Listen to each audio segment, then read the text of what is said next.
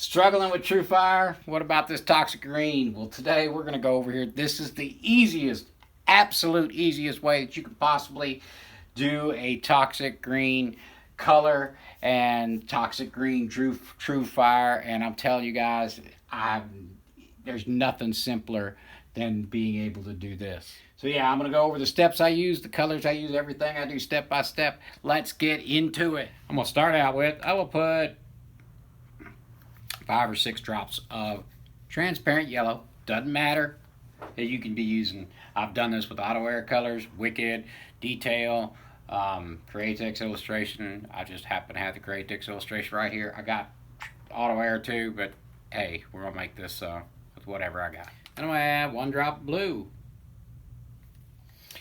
Gotta promise you, this is the easiest way to do this toxic green that you have ever seen in your entire life. This is something I played around with, kind of came up on my own. I don't know if anybody else does it this way. They do, they don't, they don't.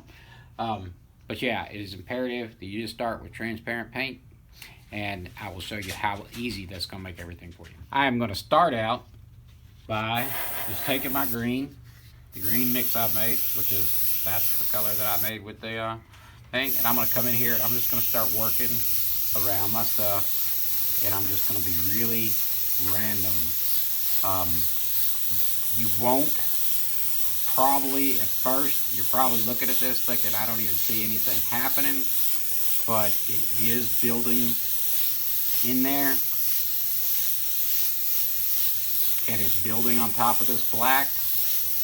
And it will be evident later on in the picture. But the cool part about this is because it is so light and you really don't see what's going, what you'll wind up doing is going in here probably putting too much in. You'll start going in, and when you do that, it's going to get streaky because you're probably going to have blowouts. You're going to have all sorts of stuff going on, and it actually is a rare case in which I am encouraging that to happen. It will be imperative that you dry between each layer. Now I got straight yellow in here, straight transparent yellow, and we're going to come in here and work on this way. Straight yellow. So what I'm going to do is I'm going to come in here and I'm going to start working my painting. I'm going to start working in some patterns. If you're paying attention, just be really random with it and let it do its thing. Don't try to achieve full coverage. Don't try to achieve anything. Just slowly work and watch it start to form up all on its own. And because it is so light of a color, you want to stay inside that original green color, but because it's so light of a color and it's barely showing up on surface, it kind of forces you to keep, as long as you keep moving, it kind of forces you to get really random with it. If you have a blowout, great. Matter of fact, let's try to do it. Let's put a few in there. It'll make some really cool effect. Get up here close.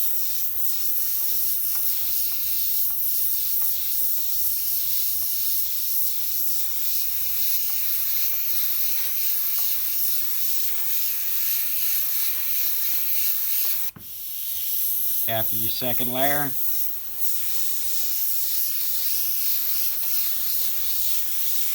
it should look something like that. Now just add 1 drop of white into the yellow that you've already got in your cup. You just want a little bit of opacity, so you want, a pretty good bit of yellow in there. If you don't have any yellow left, put some yellow back in there. You want a good 10 or 12 drops of yellow, just 1 drop of white in there, just to give it a little bit of opacity. All right, so now we're going to take our True Fire stencil, one I made. This was one of Chuck Bowen's designs. Actually, you see how rough those edges are, so I don't advise you cut off of his. Make your own. This was easy for me to do with my cutter. And so now we're going to take our stencil, start working in and getting ourselves some flames. So we're going to come off here from our stencil. Sometimes you're going to want to work down.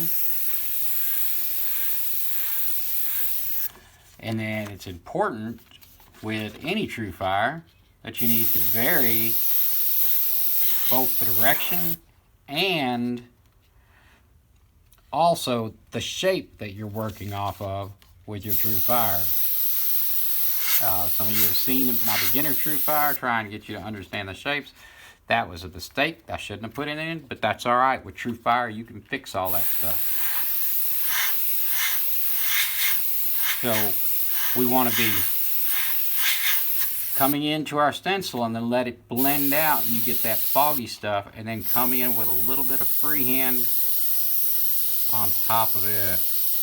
Do a little bit of freehand. Follow from there so that you're not stuck into that stencily pattern. Start getting some of that smoky texture going.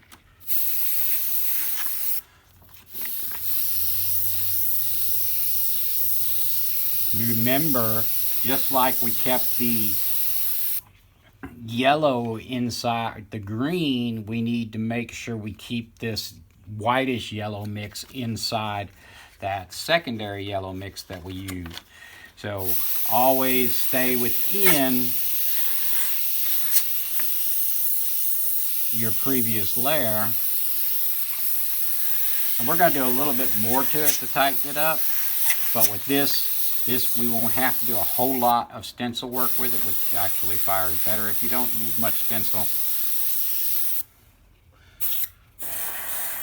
Blow out that little dip dry we got going on so you can work.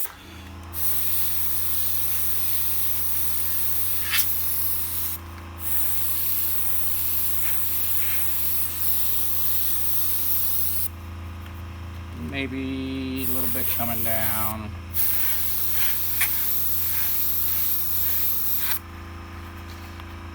And then back up around that stencil back into the fire.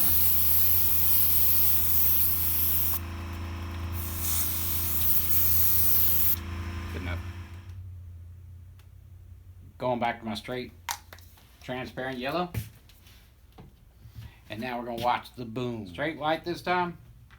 Now, find your hot spots, match up with your stencil.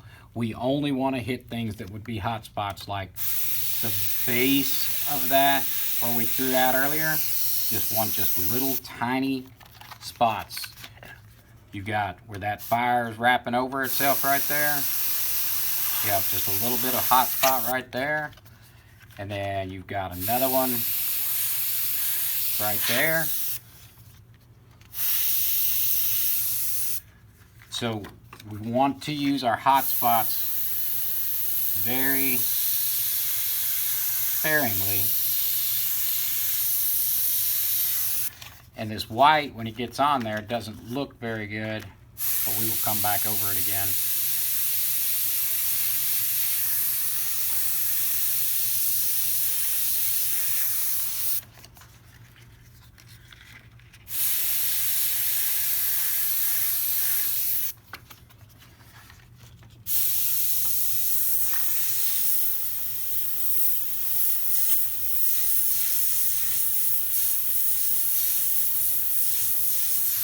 Yeah, working on a small flame, so you're going to have to get in there a little bit because it's a small piece. And now I just want to hit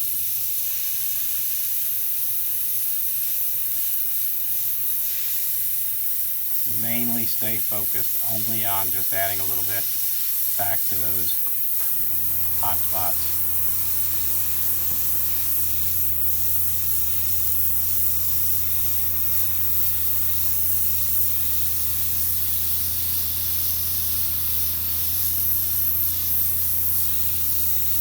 Yeah, just a little bit more yellow to the outside, just because my taste say it needs it.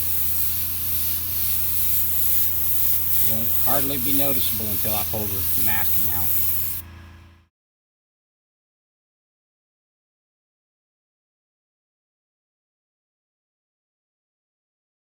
And then if I do some like blowouts over that pinstripe section, it's going to make it appear like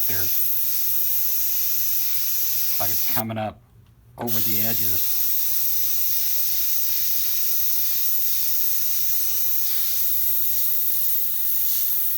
Like the fire is taking over on top of it.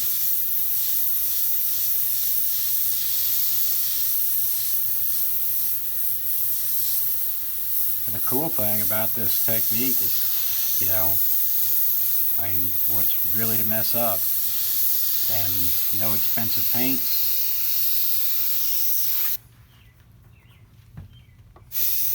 Really easy to do.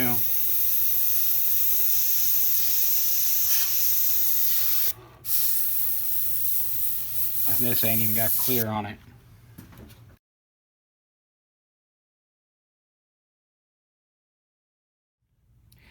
Alright guys, I'm Bill Kenny with W. Leon Artistry. Hope you got a lot of something out of that, and hope you guys are going to get out here and paint up some really cool stuff.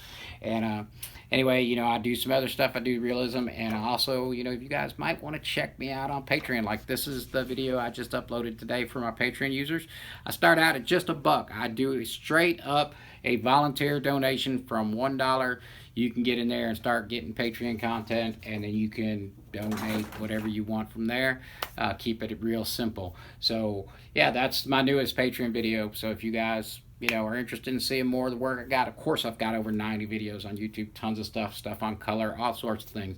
So anyway, if you liked the video today, please give me a thumbs up, and you know, maybe click that little share button there and send that on off to your friends. Even if you don't think they're going to like it, they still might decide to click on the video. So we appreciate y'all coming by here. Also, you know, you guys throw them thumbs up, and you can throw the thumbs down if you didn't like the video, but why the heck are you at the end of the video if you didn't like it? So anyway, that's going to be it for today. I appreciate you guys. I appreciate my long-term followers, and I appreciate everybody new. Y'all have a good one. We'll see ya. Bye.